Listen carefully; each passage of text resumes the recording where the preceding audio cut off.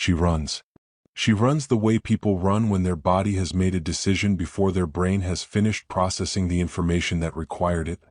Flat-footed. Breathing wrong. Her black work trousers still on from the office. Her cream blouse half untucked from where she had yanked off her blazer in the car. It is 11:43 at night and the corridor is too bright and too long, and at the end of it there are pale green doors she needs to reach. She is aware, distantly, of footsteps behind her. J1. She had not waited for him in the car park. She had heard the doors open and assumed he was following and started moving because standing still was not something her body knew how to do right now. She can hear him now, his longer stride, faster than hers. A nurse appears from a side corridor and holds up a hand. Slow down, please, this is a hospital. And Samantha slows because she must, not because she wants to, and J1 draws level with her, and for 3 steps they are walking side by side in a hospital corridor at 11:43 at night, breathing hard, not looking at each other. A doctor comes through the doors. Samantha stops. She is stable, the doctor says immediately, because he has learned over many years that the first word in a corridor like this one must always be the essential word. She is stable. She is resting. Samantha puts her hand against the wall. Beside her, she hears J1 exhale. Not a breath. A release. 5 years of something, leaving all at once in a hospital corridor at 11:43 at night. She does not look at him. She is not ready to look at him yet. The doctor is talking, words like episode and acute and we need to discuss next steps. And she is absorbing every word with the part of her brain that does not shake, the part that has been functioning as her primary operating system for 5 years, the part that builds files and makes plans and channels everything that frightens her into something that can be organized. But underneath that part, something else is happening. Something that has been trying to happen for 9 days, since a 5-year-old in a pale blue dress crossed a room full of important people and stood in front of Samantha's daughter, and the world stopped making the same kind of sense it had made before. She presses her hand flat against the cool textured wall. She breathes. 9 days ago, she was standing in a gala on the 42nd floor of a building that didn't need a name, holding a champagne glass she hadn't drunk from, wearing a dress that had felt like armor when she put it on, and now, in the fluorescent honesty of this corridor, feels like a costume from a life she was living before everything changed. 9 days ago, a small voice said 4 words. And nothing, not one single thing, has been the same since. Before we go any further, where in the world are you watching from? Drop your city, your country, your continent in the comments right now. Show me where you are. Let's see how far this story travels. Now, let's go back. 9 days earlier.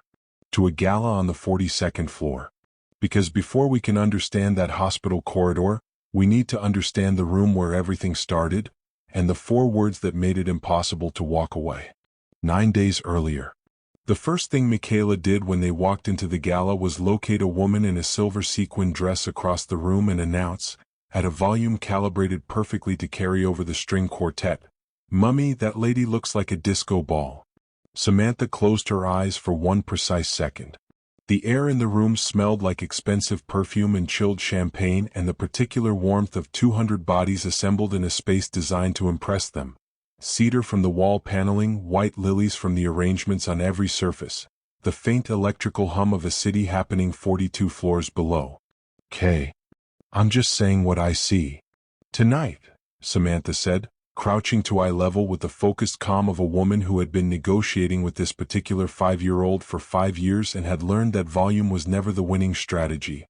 "We use our inside voice. We do not comment on what people are wearing. We do not touch anything expensive.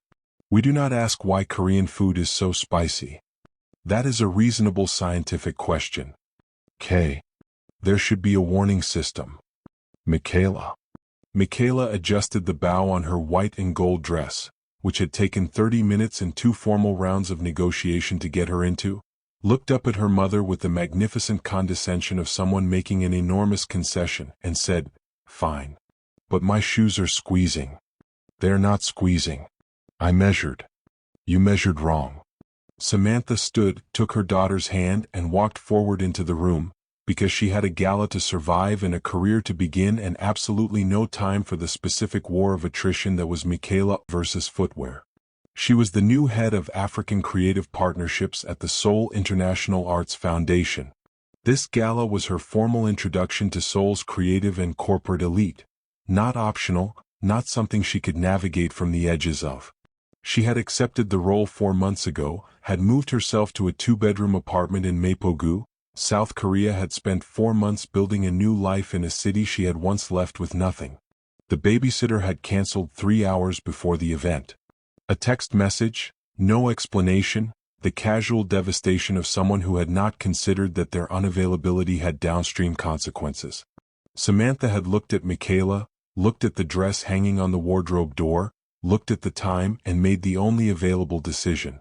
She brought her.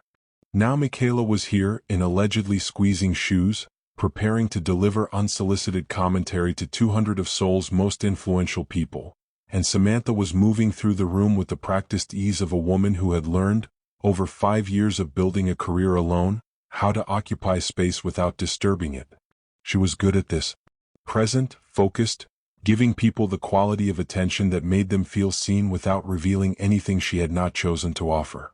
Her mother had called it a gift. Her therapist had called it a defense mechanism. Both were correct. She was mid-conversation with the foundation's deputy director.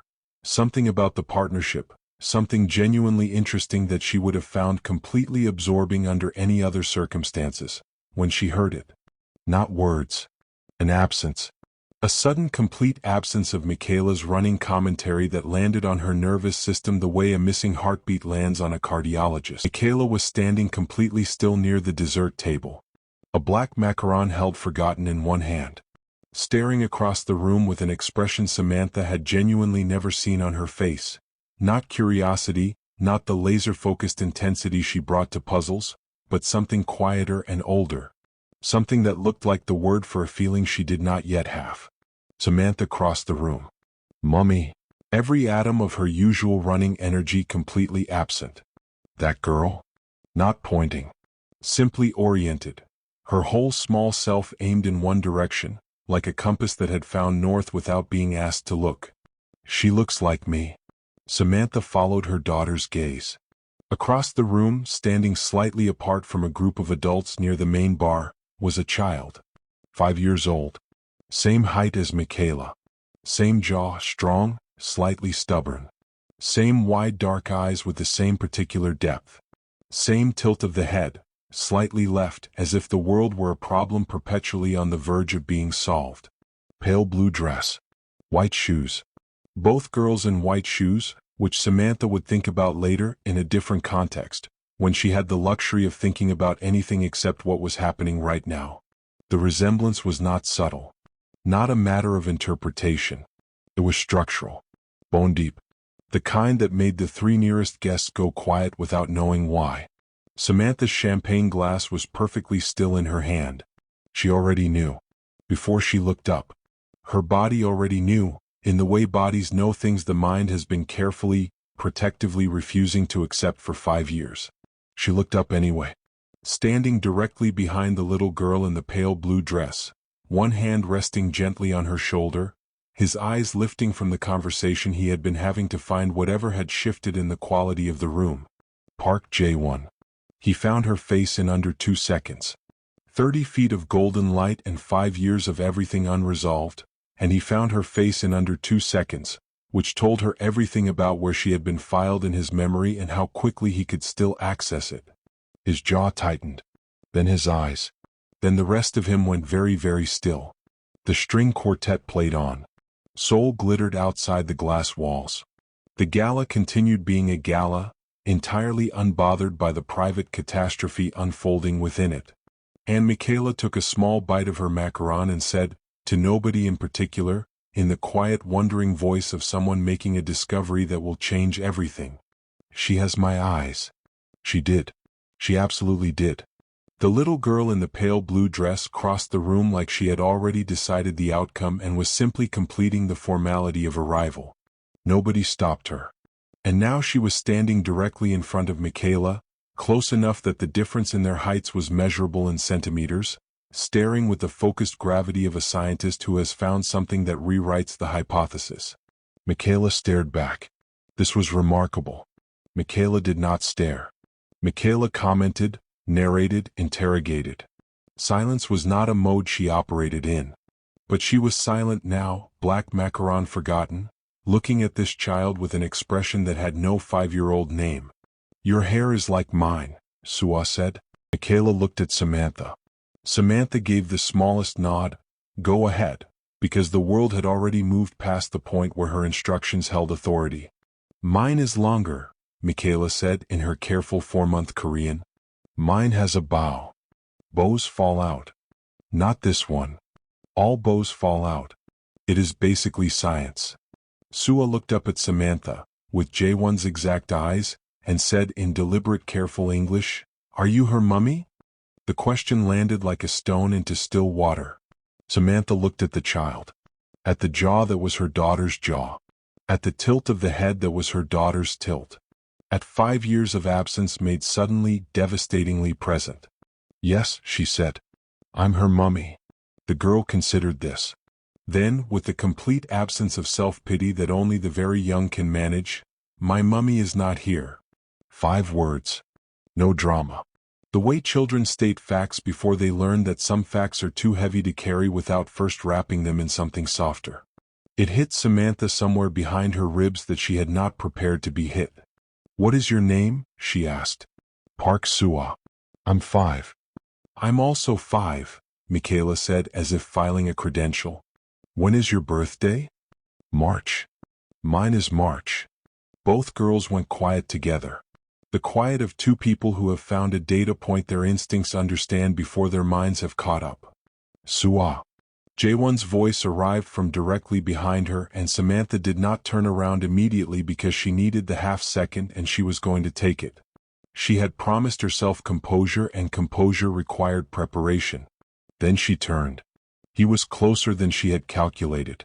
She had spent 5 years managing the memory of him down to a survivable size, and the memory had cooperated because memories do what survival requires. But the actual man, 3 feet away in a room full of people, was not the managed version. He was the full version. Taller than she remembered. Or rather, exactly as tall as she remembered, and she had been lying to herself about the measurements. He was doing what she was doing.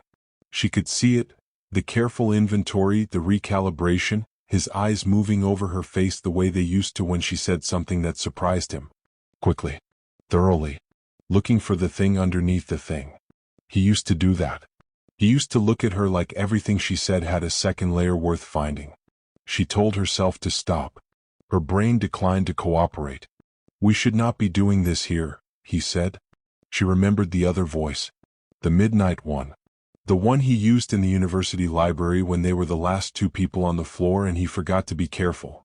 She had not given herself permission to think about that voice in 5 years, and it was thinking about itself now without her consent, which was exactly what happened when you kept something in a box too long and the lid came off. I agree, she said. Then why are you here? I work here. The foundation. I'm the new head of African Creative Partnerships. I've been in Seoul 4 months. Something moved through his face. The ghost of a flinch. 4 months. Yes. And you didn't? He stopped. Chose not to finish.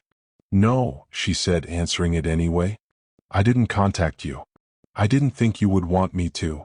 You didn't think. Almost worse than volume. You have a long history of making decisions you frame as consideration for other people. J1. You left. Still controlled. But underneath it she could hear the pressure of 5 years, compressed and looking for the point of least resistance.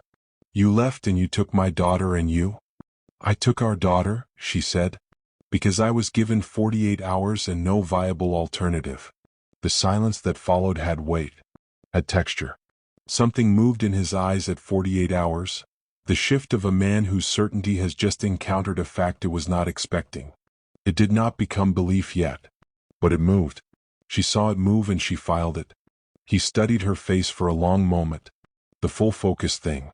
The look that had always made her feel like the most seen person in any room.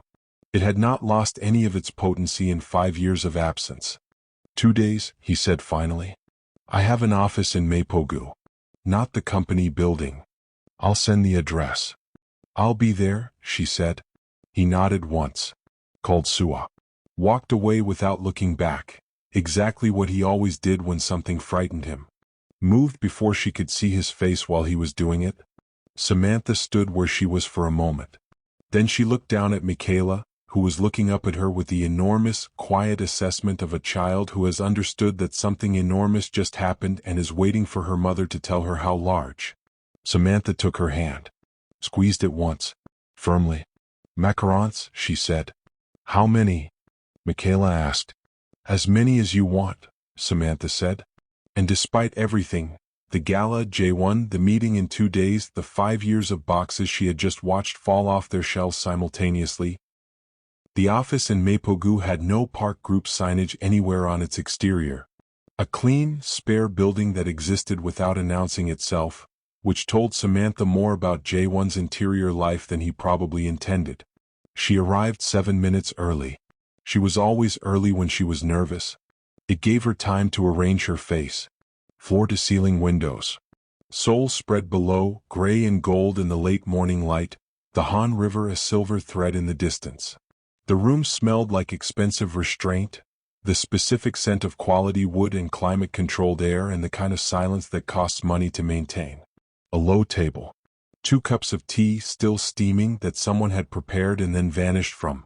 She stood at the window in the same black trousers and cream blouse she had worn to the office that morning, practical, professional, the clothes of a woman who had a job to do and a folder under her arm and absolutely nothing to prove. She heard the door. She turned. He looked like he hadn't slept. Not the performative tiredness of a busy man.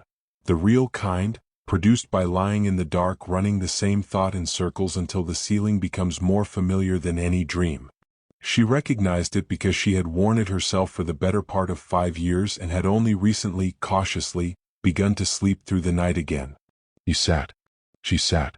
The silence arrived fully formed, the way silences do between people who have too much to say and no agreed order in which to say it. She had a folder on the table.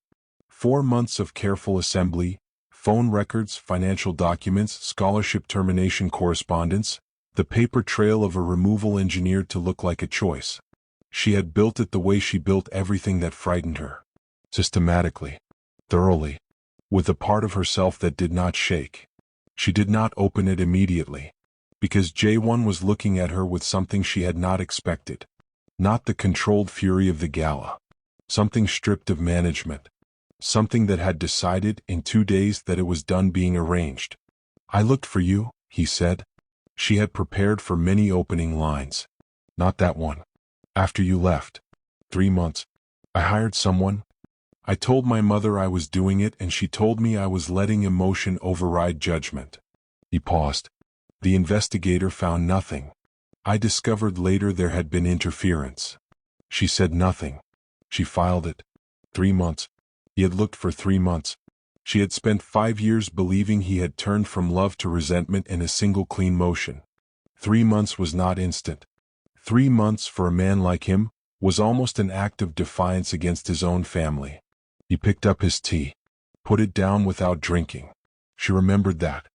She had not given herself permission to remember it, but her brain produced it anyway. The specific memory of sitting across from him in a cafe near the university on Thursday afternoons, watching him pick up his cup and put it down, and saying once, "You pick up your cup 40 times per conversation and drink from it twice." And he had looked at her with that expression, the one that meant she had landed somewhere specific, and said, "I didn't know anyone was counting." And she had said, "I wasn't counting. I just noticed things about you." And he had been quiet for a moment and said, very carefully, like a man testing the weight of something before committing to it, "I noticed things about you too." That was the Thursday she had walked home in the cold Seoul air feeling like the city had changed shape around her. She looked at the folder. She opened it. "Your mother called me," she said. "The night before I left. Past midnight. Suwa was in the medical wing. Michaela was asleep beside me." She kept her voice level. Clinical. The voice of a woman presenting evidence rather than bleeding. "She told me I had 48 hours to leave the country. She told me she had legal proceedings prepared, paperwork already filed, that would place both children under Park family guardianship if I remained. She told me that a foreign national with no legal standing, no registered address, no family support, no financial resources sufficient to mount a challenge, that I would lose both children before I reached a courtroom. J1 was very still. She told me I could take one child, Samantha continued. She specified Michaela. Not generosity. Strategy. She knew I could not take Su'a. Su'a was in a specialist medical facility. Moving her required clearance and a process that 48 hours was specifically designed not to accommodate. She paused. Let the precision of it settle in the room like something physical. She did not offer me a choice. She constructed a situation in which the choice made itself. And then she told you that I had made it freely. The muscle in his jaw was working. I have partial phone records, she said, touching the folder. The timestamp exists. I have documentation of my scholarship termination, 4 days after I left. I have financial records showing retaining payments to 2 legal firms from Park Group accounts in the week before she called me. She looked at him steadily. I built this not as a weapon, as a record, because I knew that if I was ever in the same room as you again, the first thing you would see when you looked at me was the woman your mother described. And I needed to show you that that woman does not exist. J1 looked at the documents, did not touch them. The look of a man who has been circling something for years and has just found it sitting on a table in the quiet morning light. There is something I need to tell you, he said. She waited. I was married, he said. 18 months after you left. Han Ji-yun. A corporate arrangement that both of us understood and neither of us pretended otherwise. He met her eyes. It ended 2 years ago. Civilly. She is a good person who deserved more than I was able to give her. Pause. Which was very little. Because everything I had that was real was filed somewhere I could not reach anymore. Samantha looked at the window. She had known about the marriage. She had processed it the way you process things that cannot be changed. Completely. Thoroughly. Then locked the room. What she had not known was that it was over. Her reaction to that information was not what she expected. Something moved through her that she could not immediately name and absolutely could not examine right now. She filed it. The filing cabinet was becoming structurally compromised. She chose not to address this right now. Why are you telling me this? She asked. Because you deserve the complete picture, he said. The same one you're giving me.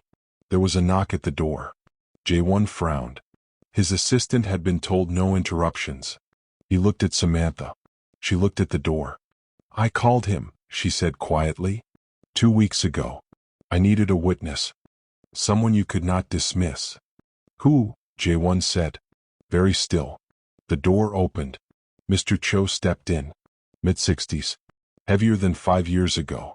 The careful eyes of a man who has rehearsed a moment many times and has finally decided that further rehearsal is just another form of avoidance.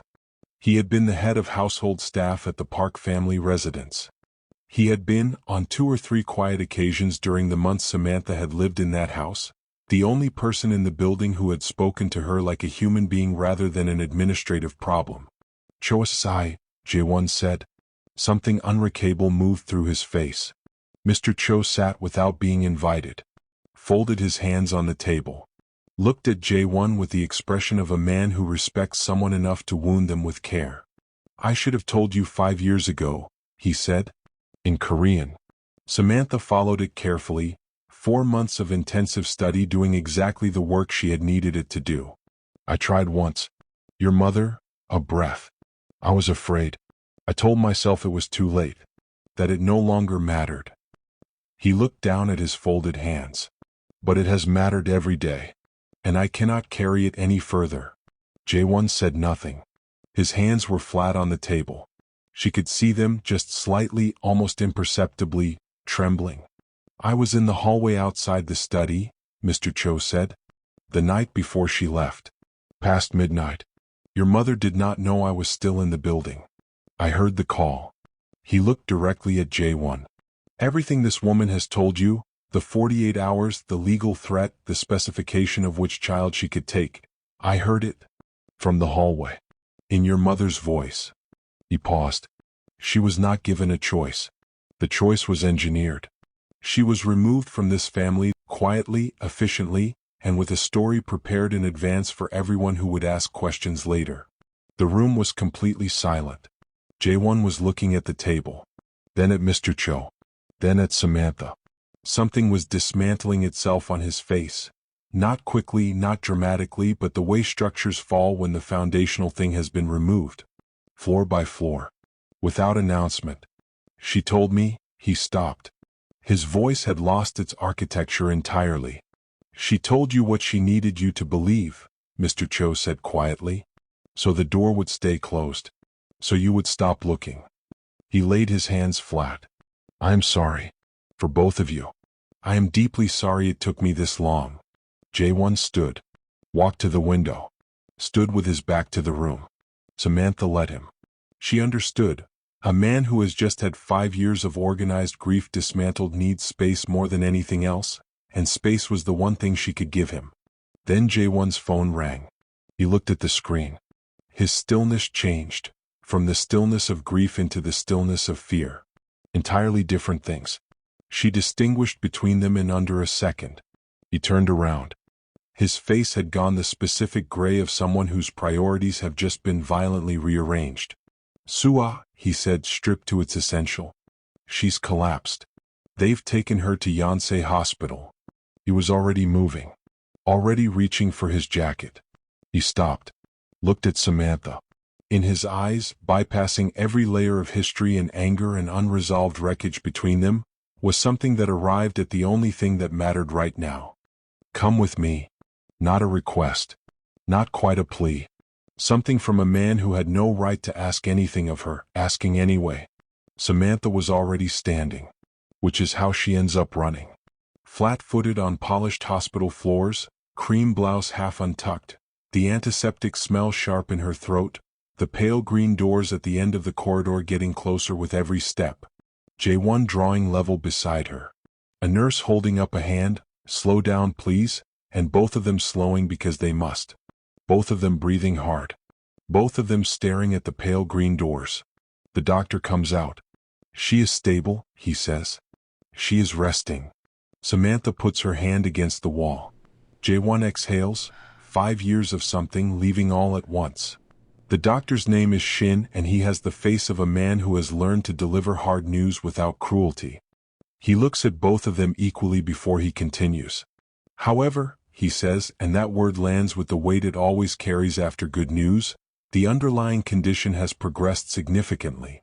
The bone marrow is not producing healthy cells at the rate we need. We have a window, approximately 3 to 4 months, in which a transplant would carry acceptable risk. After that window the risks increase substantially. He pauses. Looks at Jae-won. We need to begin HLA compatibility testing immediately. We tested you previously, your compatibility is a 6 out of 10. Adequate but not optimal for this procedure. The stronger the match, the higher the probability of successful engraftment. He pauses. Is the biological mother available for testing? Jae-won looks at Samantha.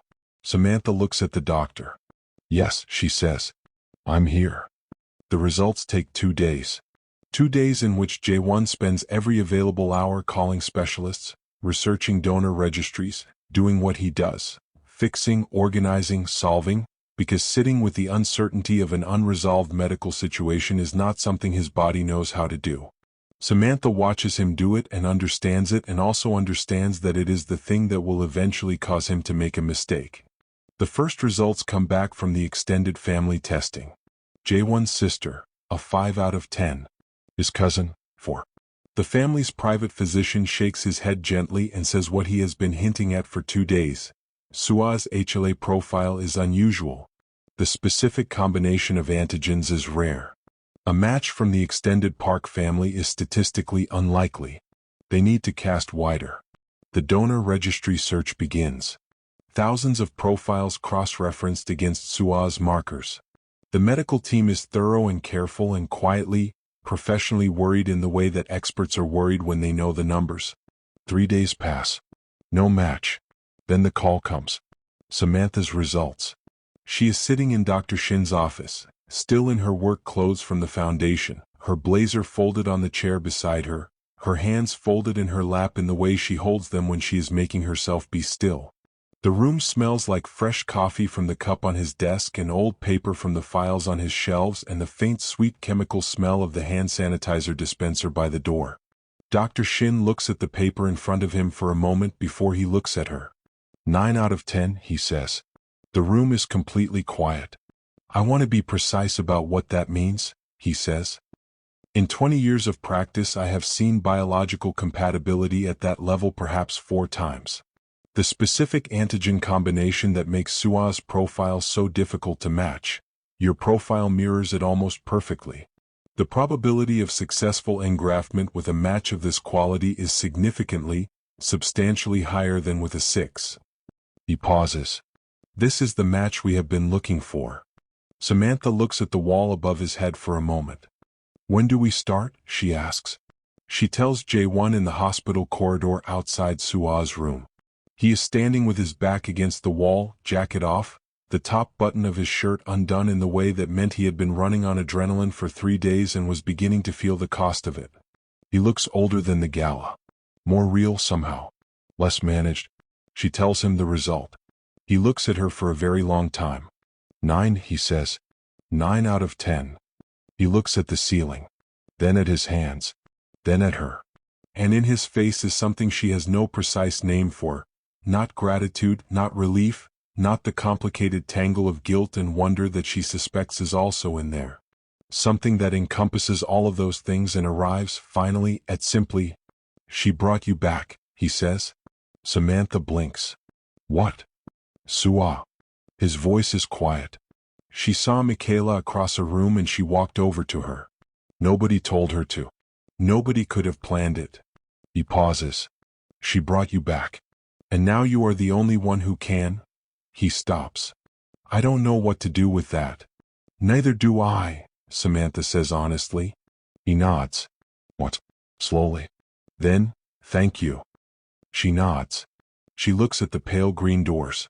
Through them, she can hear the faint sound of a monitor beeping in a steady, reassuring rhythm. Steady. Reassuring. She holds on to both of those things. 3 days after that, Jae-won makes a mistake. He calls his mother.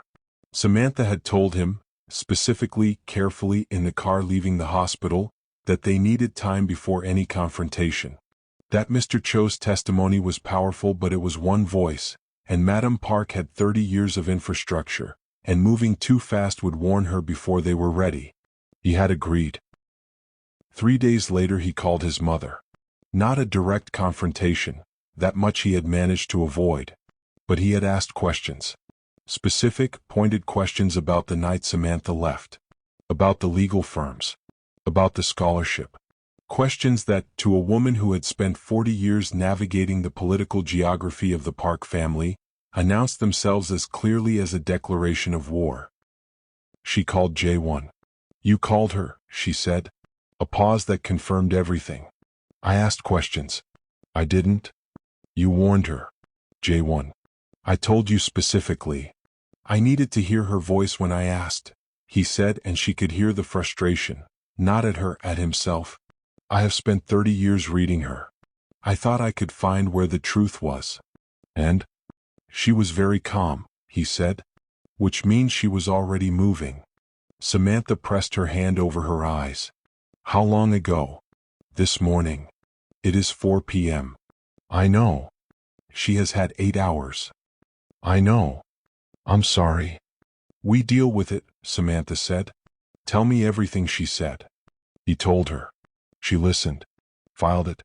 Identified the 2 places where Madam Park's comm had fractured slightly, the questions about the legal firms and the scholarship, and understood those were the places where the paper trail was thinnest and where 8 hours of Madam Park's attention would now be focused. I'm calling Mr. Cho, she said. He needs to give a formal written account today. I'll contact my personal lawyer. Not the family firm. Good. She hung up. Sat for a moment in the quiet of her apartment, the smell of Michaela's strawberry shampoo still in the air from bath time, the sound of the city below the window doing its evening thing, the particular warmth of a home that had been built out of nothing and felt, despite everything, like something worth protecting. She thought about Madam Park. About the woman who had moved on 3 fronts before J1 even knew she was moving. Who had prepared legal paperwork before making a phone call at midnight. Who had built a story so clean it had held for 5 years without a visible seam. That woman had been given 8 hours. The call came the following morning. A contact at Michaela's school. Madame Park had visited. Had presented herself as family, which in the paperwork that existed in the world was not technically incorrect. Had requested a meeting with the head of school about Michaela's welfare. Samantha knew immediately. This was not about the school. This was documentation. Building a paper trail of concern, brick by quiet brick, before making an actual move. Establishing herself as a worried grandmother rather than what she was. She called J1. Your mother visited K's school this morning. 2 seconds of silence. I'm coming to you, he said. No. I'm coming to you. We are not doing this separately anymore. She has never had to manage both of us in the same room at the same time. That is what we are going to give her. She grabbed her bag. Her keys. Was halfway to the door when her phone rang. A different contact. One she had set up as a precaution. Someone who had eyes on the school pickup area. There's a vehicle, the contact said. Park group registered. Side exit. 30 minutes ago. And the child? Samantha was already moving. She called J1. K is missing. From school. Side exit. 30 minutes ago. 2 seconds. I know where she is, he said. Flat. Already moving. 10 minutes. You have 7, Samantha said. And she walked out into the sole afternoon with the focused, terrible calm of a woman who had already survived the worst thing that could happen to her and was absolutely not going to let the second worst thing happen today. He was outside her building in 6 minutes. She was in the car before it fully stopped. He pulled into traffic without a word, and for the length of that drive they were simply 2 parents moving toward their child, and everything else could wait. The old park property appeared after a long private road. Traditional architecture surrounded by trees old enough to have developed opinions. The house smelled, when J1 opened the door with his key, like old wood and closed rooms and the specific staleness of a space maintained rather than lived in. A housekeeper appeared at the end of the hallway and went very still at the sight of J1's face. Where? He said. 1 word. She pointed. The sitting room was warmly lit. Michaela was on the floor with a bowl of fruit and a tablet playing cartoons, looking not frightened but deeply, personally offended by the situation, which was so precisely Michaela that Samantha's legs very nearly gave out from sheer relief. Across the room in a high-backed chair sat Madame Park, 71 years old, immaculate in deep navy. The bearing of a woman who had never once questioned her right to occupy any room she entered. Her hands were folded in her lap with the stillness of someone who has already prepared their argument and is waiting for the appropriate moment. Mummy? Michaela abandoned the fruit and crossed the room. Samantha caught her, held her, pressed her lips to the top of her head and breathed. The smell of strawberry shampoo still faintly there. Her daughter, solid and warm and entirely, completely herself. She was perfectly safe, Madame Park said. Precise. Unruffled. She was treated well. Given the current instability. You took a child from a school, J1 said. He was standing in the center of the room. His voice was the quietest it had been all day. The most dangerous. Without consent. Without notification. I took a grandchild, she said, and the weight on that word was its own entire argument. This child is Park family. Given that her mother has returned to Seoul under circumstances that remain. Her mother, Jiwon said, was removed from this country by you, with a phone call, at midnight, while she had 2 6-month-old babies and no legal recourse and 48 hours to make an impossible decision. He took 1 step forward. I know Yama. I know what you did. I know how you did it. I know who witnessed it and what they heard. Something moved across Madame Park's face. Not collapse, she was too built for that. I protected you, she said. Her voice lost 1 layer of its management. Just 1. But it was the first unmanaged thing Samantha had heard from her, and it landed differently from everything else. You were 28. You had just taken on significant board responsibilities.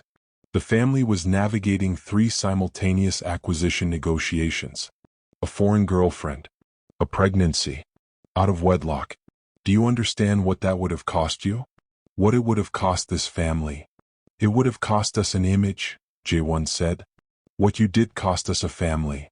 Image is not vanity in our world, she said, and now there was something raw in her voice, the closest thing to passion that a woman who has managed her emotions for 50 years could produce. Image is the thing that keeps the wolves out. I learned that at 22 when I walked into this family with nothing and discovered that everything I was, everything I might become, was contingent on performing correctly in rooms full of people who were waiting for me to fail. She paused. I did not want that for you. I have never wanted that for you. Then you should have let me choose, he said. You should have let me fight for her and fail or succeed on my own terms. Instead you made the choice and made it look like hers, and handed me a grief and told me she had caused it. Madam Park said nothing. Ji-yeon called me this morning, he said. Quiet. Final. She has offered a formal account of your methods during our marriage. The way you managed information. The way you kept things from me that I had a right to know. She owes me nothing. She offered anyway. Because she is that kind of woman. He looked at his mother, with the full, clear, unobstructed vision of a man who has finally stopped managing what he sees. I love you. That has not changed. But I will not be managed anymore. Not by you. Not by anyone. And these children will know each other. Fully. Without interference. Without narrative management. Without the story you need the world to believe. Madam Park was looking at him. The love in her face was real. That was always the thing, always, and it had done completely real damage, and those two things lived together without resolving. Michaela pulled back from Samantha's shoulder. She looked at the old woman in the high-backed chair with the fearless assessment of a child who has not yet learned to perform deference. Her eyes moved over Madam Park openly, directly, without cruelty and without ceremony. Are you Sua's Halmoni? She asked. Madam Park blinked. The first entirely unguarded thing. Yes, she said after a moment that cost her something. Michaela considered this with the gravity of a Supreme Court justice. Then you're my Halmoni too. Complete authority. No room for procedural objection. Because Sua is my sister. We have the same eyes and the same birthday, and she called me Uni, which means she already decided. A shrug. Total, guileless, final. So that's that. Nobody breathed. Madame Park looked at this child. This loud, direct, entirely unbothered child who had just claimed kinship with the cheerful authority of someone who did not yet know that the world sometimes refused these things. And something moved across her face that was not a fracture this time. Something older.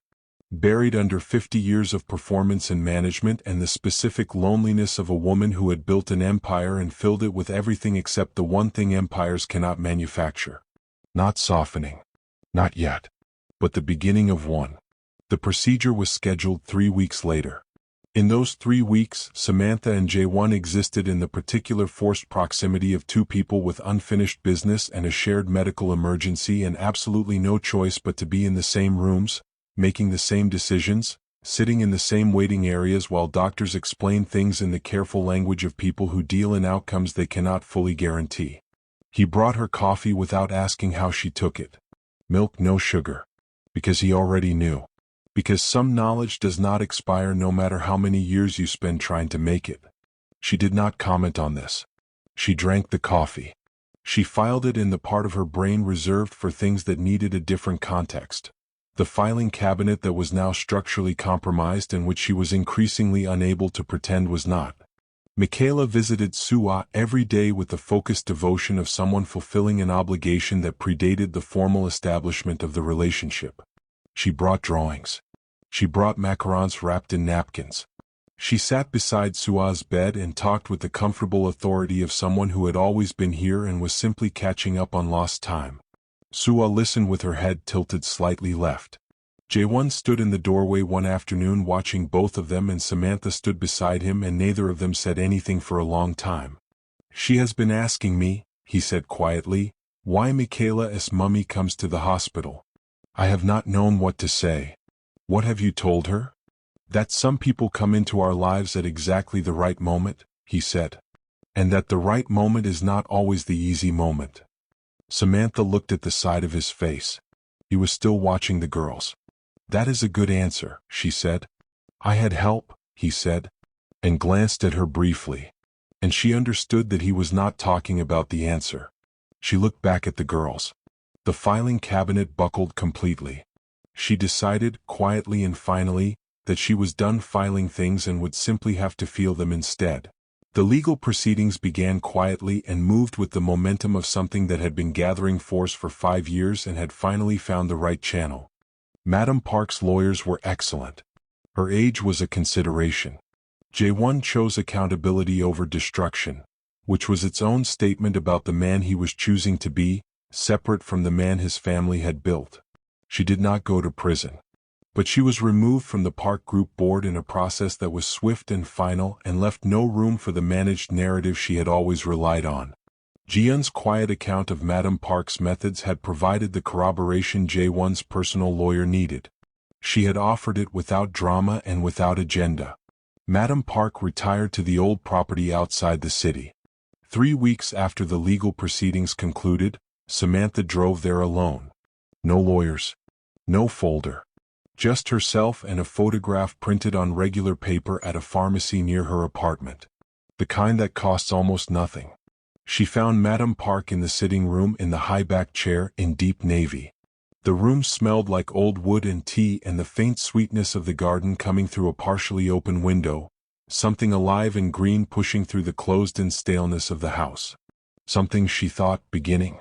She sat across from her without being invited. She placed the photograph on the table between them. 2 little girls on a kitchen counter. Michaela in yellow, Sua in pale blue. Both holding macarons. Both laughing at something outside the frame.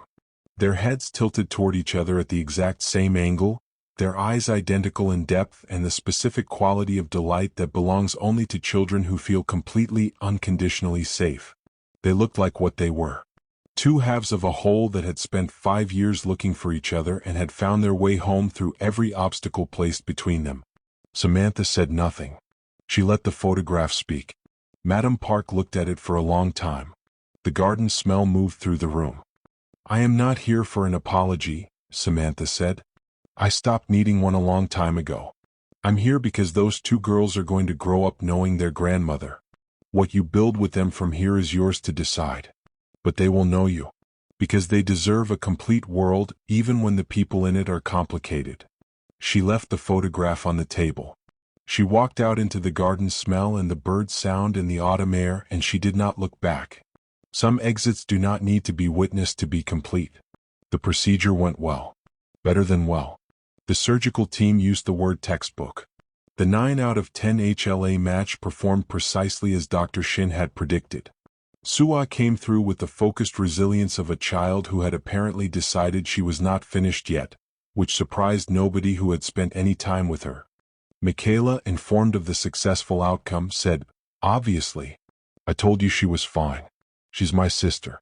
We're strong. Nobody argued.